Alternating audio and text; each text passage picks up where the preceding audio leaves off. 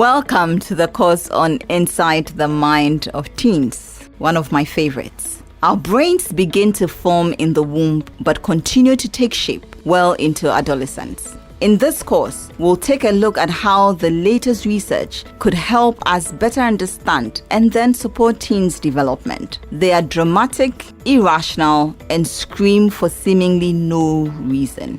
They may do stupid things, and they have a deep need for both greater independence and tender loving care. Why do teens behave the way they do? How do you better understand and effectively relate with your teen? For answers to these questions and more, ensure that you stay with us and complete the course. You're welcome. The objectives of this course are to understand what really makes teens tick, and 2, to enable you understand and relate better with your teen. The course outline is as follows. We'll set the context, give you 4 facts about the teenage brain, and 4 tips for dealing with your teen. What do we know about the teenage brain? Relying on the evidence from the latest studies into teens' brains, this course will enable you understand what your teen is going through scientifically. Better understanding will hopefully lead to better relations. Setting the context. Adolescence, re-evaluation of self. Loosely defined as the years between 11 and 19, adolescence is considered a critical time of development and not just in outward appearances. Children who are entering adolescence are going through many changes: physical, intellectual, personality, and social development. The teen years are divided into the early adolescence, who's 11 to 13 for girls and 12 to 14 for boys. Middle adolescence, 13 to 15 for girls and 14 to 17 for boys. Late adolescence, 15 to 19 for girls and 17 to 19 years for boys. So let's look at the adolescent period. The early adolescent, in terms of biological changes, they're experiencing growth spurt, skin, voice, and body hair changes, increases in body fat, development of secondary sex characteristics. You look at the early adolescent cognitive changes, and they're going through an abstract and logical thinking process. Hypothesis testing emerge. The firmer grasp on cause-effect relationships. You look at their social changes. They have an increased interest in the opposite sex, adjustment to independence and self-reliance. Let's take the middle adolescent period. Biologically, the secondary sex characteristics is continuing to develop. High levels of androgen secretions increasing, desire for sexual stimulation leading to sexual maturation. Emotional and intellectual capacity increases cognitively. Abstract and logical thinking, hypothesis testing increases as well. Autonomous functioning. Socially, they seek distinctiveness and develop preferences. Peer relationships are given greater significance. Now, the late adolescent. Biologically, they've become physically mature. Cognitively, they have established a self-identity and bolstered their self-esteem. They have adult-like cognitions. Socially, they plan for the future and establish more intimate relationships. Sarah Jane Blackmore, author Inventing Ourselves, The Secret Life of the Teenage Brain, writes, I think it's important to know that up until 20 years ago, we really didn't know that the brain changes at all after childhood. We now know that's completely untrue. After infancy, the brain's most dramatic growth spurt occurs in adolescence, and that growth means things get a little muddled in a teen's mind. The brain continues to change throughout life, but there are huge leaps in development during adolescence, says Sarah Johnson, an assistant professor at the Johns Hopkins Bloomberg School of Public Health, who reviewed the neuroscience. Teen brains are also wired to seek reward, act out, and otherwise exhibit immaturity, but that will change when they become adults. Section 1. What you need to know about the teen brain. 1. New thinking skills. Due to the increase in brain matter, the teen brain becomes more interconnected and gains processing power, Johnson says. Adolescents start to have the computational and decision-making skills of an adult if given time and access to information, she continues. But in the heat of the moment, their decision-making can be overly influenced by emotions. This is because their brains rely more on the limbic system, the emotional seat of the brain, than the more rational prefrontal cortex, explains Feinstein. This duality of adolescent competence can be very confusing for parents, Johnson says, meaning that sometimes teens do things like punch a wall or drive too fast, when if asked, they clearly know better. 2. Peer pressure. As teens become better at thinking abstractly, their social anxiety increases, according to research in the Annals of the New York Academy of Sciences, published in 2004. Abstract reasoning makes it possible to consider yourself from the eyes of another.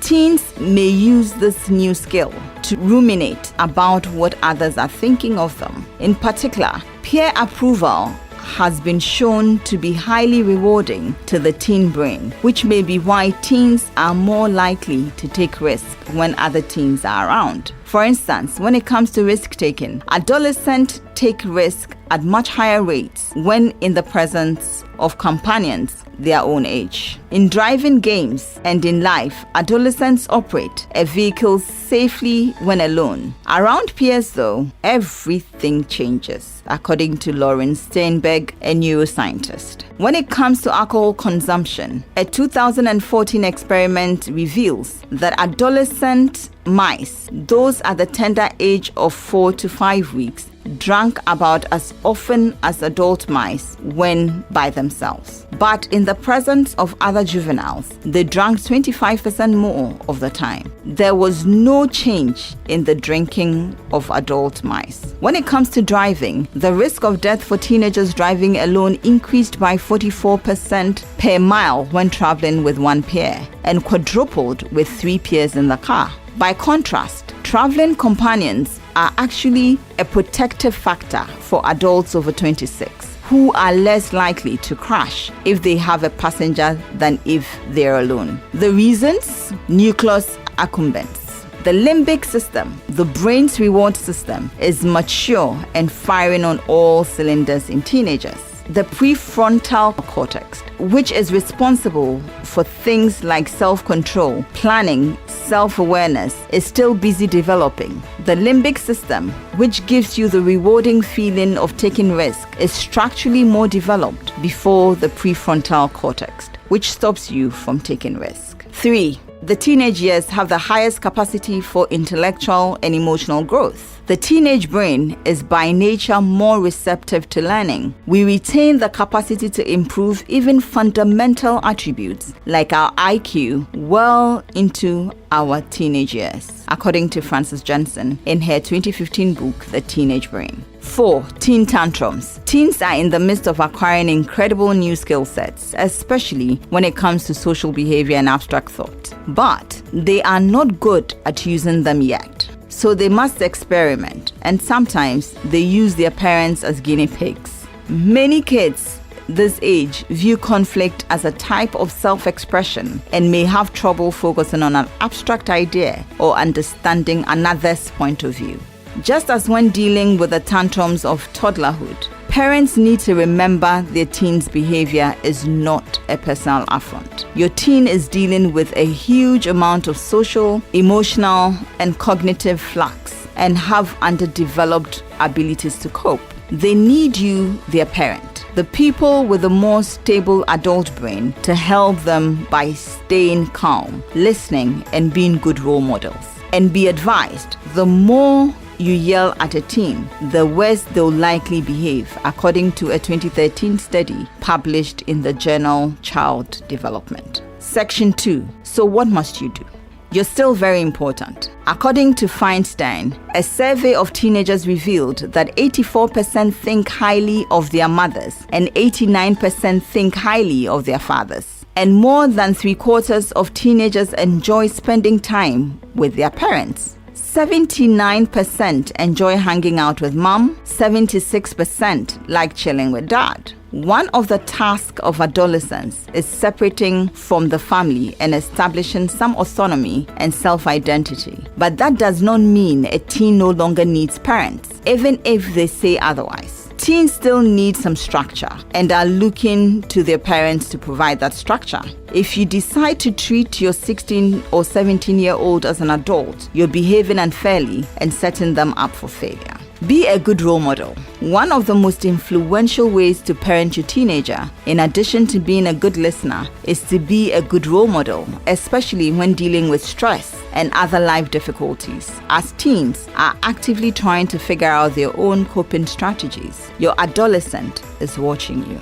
2. Talk to them frankly. Explaining the role of the limbic system, the influence of peers, and the malleability of the teenage brain establishes a basis for teens to better understand themselves and exert control over their emotional and academic lives. 3. Make good use of peer pressure. Peer pressure and social influence can be used for good too. Surprised? Yes, peer pressure and social influence can be used for good too. Schools are aware of many of these social dynamics and have used teen leaders, social influencers, and appeals to fairness and justice to change behaviors. Identify your teen's closest friends, get to know them, and make sure they have the right values. 4. Teach self-regulation. Again, the prefrontal cortex, which governs executive functions, is still developing and remains highly responsive to the environment and to training during adolescence. Explicitly teach your teen self-regulation, long-term planning, and empathy. Which of the 4 tips will be easy to practice for you? Share them with us at ask@leaderfreak.org. We will very much like to hear from you. Before you log off, let's recap. Your teen is going through many physical, intellectual, personality, and social developmental changes. The brain continues to change throughout life, but there are huge leaps in development during adolescence. In the teenage brain, the limbic system, which gives you the rewarding feeling of taking risks, is structurally more developed before the prefrontal cortex, which stops you from taking risks. Peer approval has been shown to be highly rewarding to the teen brain, which may be why teens are more likely to take risks when other teens are around. Strategies you can adopt to support your teen include: be a good role model. Talk to your teen frankly about what's going on inside their brain. Utilize peer pressure to the benefit of your teen. Teach him or her how to self-regulate, and remember to listen to them when they need your ear. Thank you for taking the time to undertake this course. Do take the time to practice the GEM steps and answer the questions posed during the course. Remember, we learn to do by doing. You will hone your parenting skills and become better by practicing every day. Till we meet again on the next course, remember, we are here to cheer you on to become a great parent.